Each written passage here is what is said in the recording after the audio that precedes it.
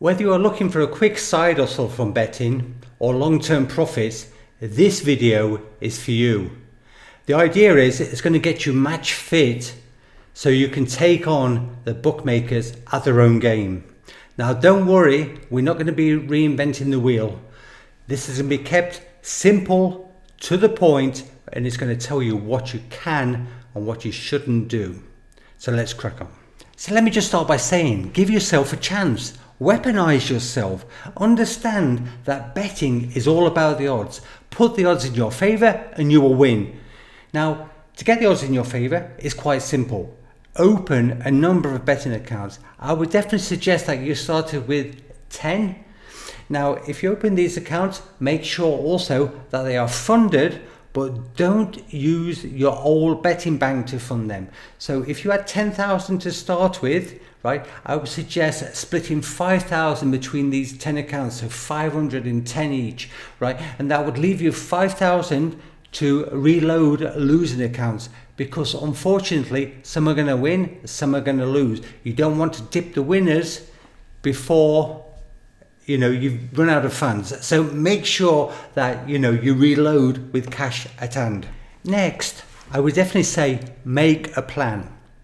Think this through like you would any business.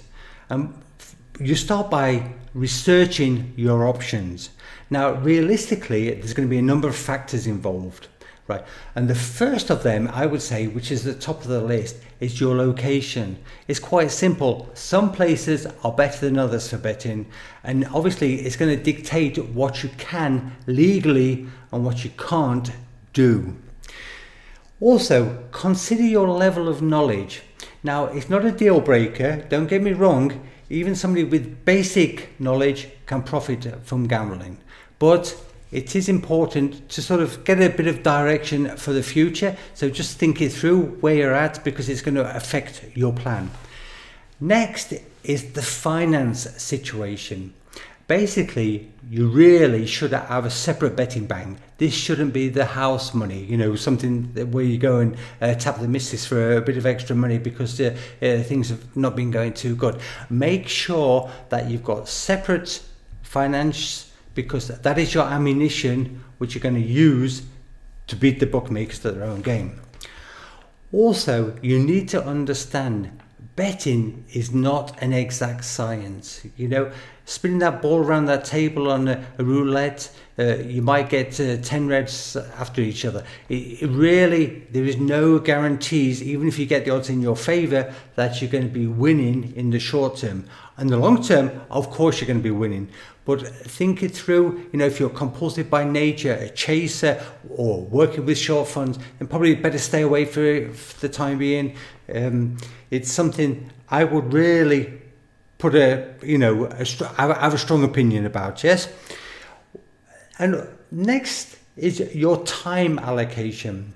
Now, if you're a guy who's working 2 jobs and then looking after the kids, right, and you've really got no time available or just a few minutes a day, this is not for you. I'm afraid you're not going to be finding things by just going online for a couple of minutes a day. Oh, there it is, there's my bet, right? Make sure you put enough time aside to make it worth your while. Personality is going to matter a lot as well. Let me tell you something, some people are more risk averse than others. Personally, I've always been risk averse, so it never made any, I don't see it as money, I just see it as a number. I win some, I lose some, I know I finish ahead at the end of the day, and that's how you should see this, right? If you're one of these people that are easily affected, then again, I would have a long consideration before I got into this game. And also, if you're going to do a business plan, make sure that you set out your objectives and your goals and give yourself a bit of a vision for the future. If you do that, then obviously you're going to know where you are at different stages, whether you're reaching these ambitions, whether it's worth your while, because always keep reverse engineering, look at what you're doing. And if you, again, with your focus, it's going to help to really achieve your sort of end goal. Now, also, what I would like to say is think ahead, right? The truth be known, right? 99% of you will only be capable of taking what we call the low-hanging fruit. Now, the good news is the low-hanging fruit is there for as long as you wish to take it. It's not the millions, but you can still get rich by doing things right. It becomes a different story. It's a question of organization. Now, I've got contacts, I've got friends, we've got a business and this module, this coaching, this teaching, and what they've learned or what they've shown is that they're very good organizers. Now, in this instance, right, they know that it's imperative to get third-party betting accounts.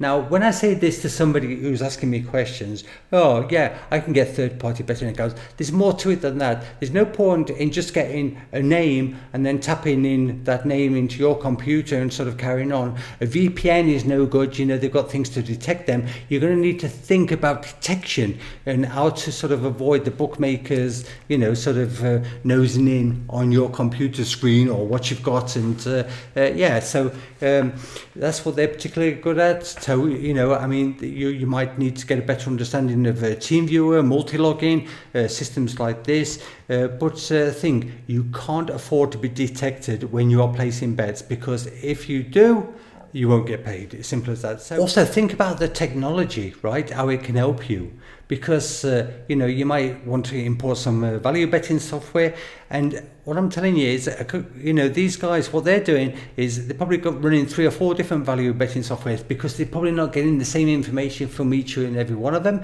and they just want to take advantage to the maximum, right? It's a small investment to pay, and they're just good at organising it, staying on the ball, having all the accounts open, and making sure that they can place the bets. Yes. So also, what you'll need to understand if you're doing that type of business is money management, and the movement of monies. How are you going to open bank accounts? Maybe how are you going to open e-wallets? Basically payment funnels. If you can get that into your head, then you can also run that type of business.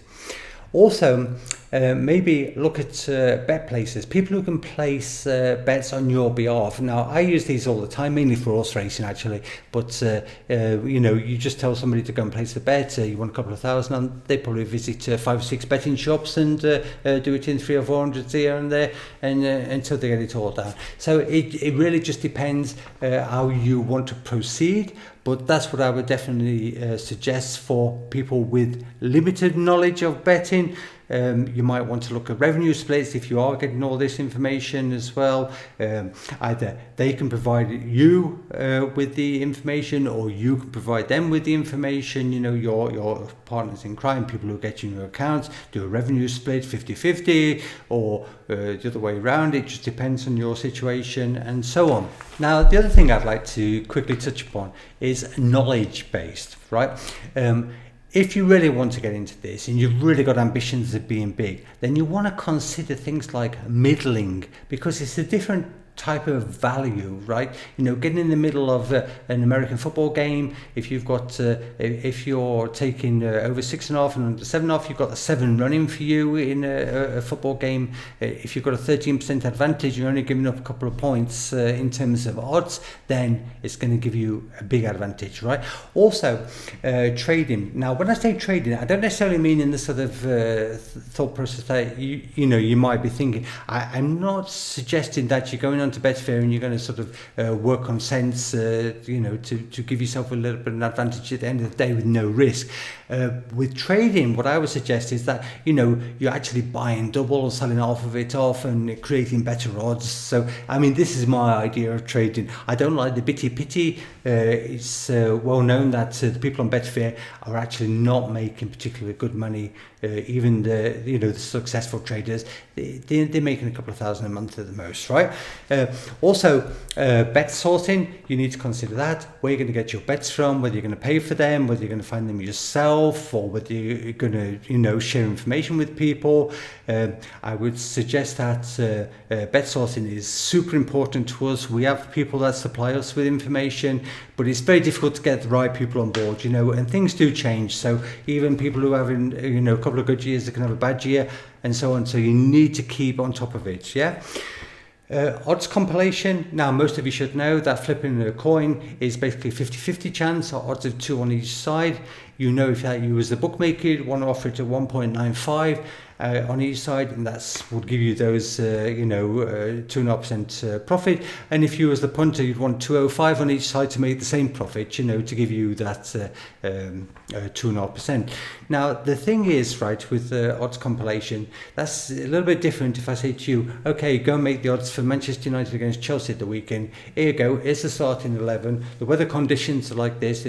Now, most people can't do it, so it's going to be beyond most people. But if that is your thing, if you are super good at maths and you understand odds compilation, you are getting near, then it's something that you could sort of take on board on leagues that you know. I would also like to pick up on Asian handicaps. Now, Asian handicaps are very beneficial if you know how to use them properly. So, we're talking about level ball, quarter ball, half ball, 3/4 ball, full ball, draw no bets, etc. If you can get into that type of betting, right, you're going to squeeze the juice out. You're going to be betting at roughly 0% advantage towards the bookmaker. This is how you can start using, your own opinions and seeing if you're good enough actually to generate profit that way, right? Also, again, look at the 1x2 against the Asian handicap. Sometimes you can bet at different portals on the 1x2 and create yourself better Asian handicap odds.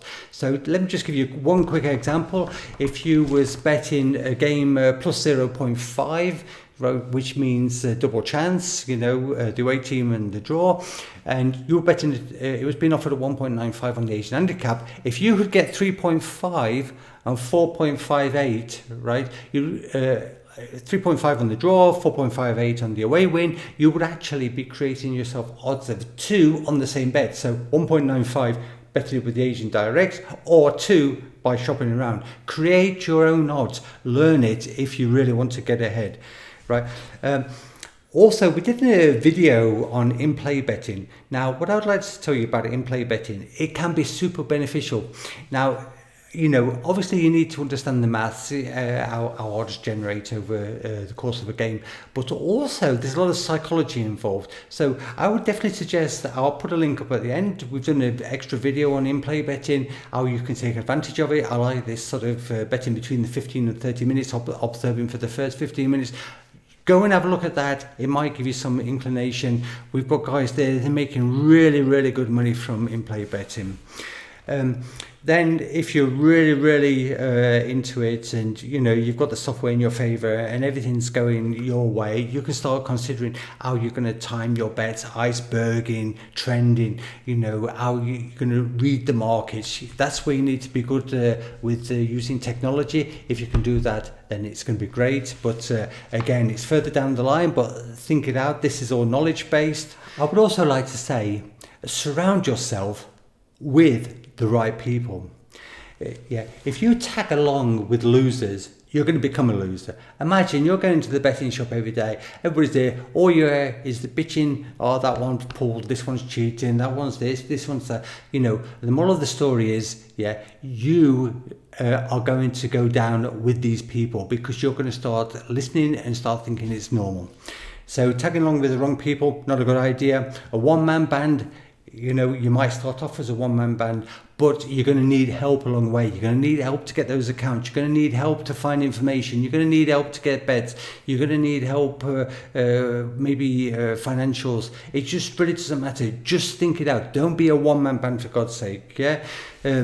And also be real when networking. Now, the truth is, right, if you're a grade, you're an amateur player, I'm afraid you're only going to be able to mix with other amateurs who are coming up, right? You're not going to go straight into the Premier League of contacts. It's simple as that. Nobody's going to entertain you. A seat at the table, you have to earn your seat at the table. Think it through, It's okay having a little bit of a banter here or there, but really to sit at the table with people of knowledge, you've got to have knowledge yourself. You've got to bring something to the table. I would also like to pick up on investing in the right tools. Now, a lot of people are cheapskates, they want to do everything without paying a cent. I'm afraid that's not going to work long term. We pay a fortune. I mean, luckily we've got access to BetRadar through our other business, but I mean, you're probably looking at 150,000 a month on such a system if you are into it, let's put it like that, yeah. But also you might want to think about technology in-house, what you can build quickly, or what can give you a better oversight, a better knowledge. You might want to consider third-party software, such as maybe some value betting software, rebel betting we put up. As you get deeper and your pockets get deeper, of course you can advance upon that, but it's well priced for what it is. Now you imagine that software's scanning over 1 million odds per minute and then picking out the odds in your favor and delivering them to you. If you've got the account, you can take advantage.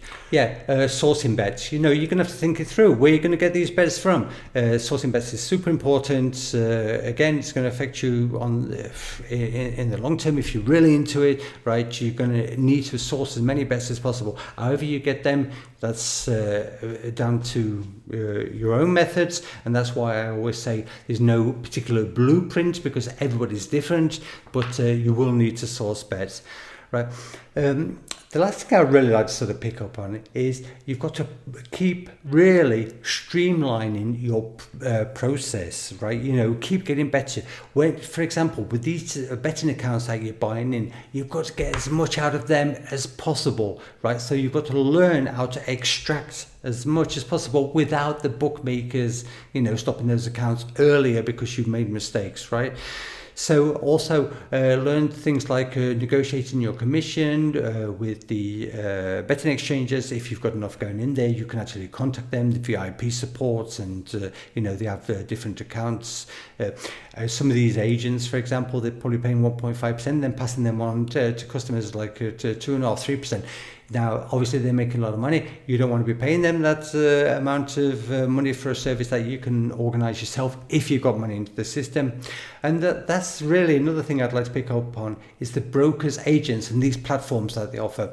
Now, you can get access to loads and loads of Asian betting accounts through, platforms like Molybet, for example. You put in basically the bookmakers that you've got accounts with, or maybe a central wallet, and you go and place your bet. You squeeze all the juice out. You're going to need to understand that they change quick. You've got to understand things like Singbet don't always pay because of they'll pull different rules. But try to understand the brokerage business, the agent business, and also the platform business. So that's basically the last thing I would really like to say on this, other than, you've got to follow through with these ideas. If you're really into betting, then make sure that you get on the right path, start your journey on the right path, and everything's going to be working spot on. Yeah, if you do have any serious questions, and they make sense, then feel free to contact us on the email address below. We'll put that link in so you can check out that in-play betting on football. That's going to teach you a lot, and no doubt you're through to boot camp for now, and we'll see us on the next one. Take care, bye bye.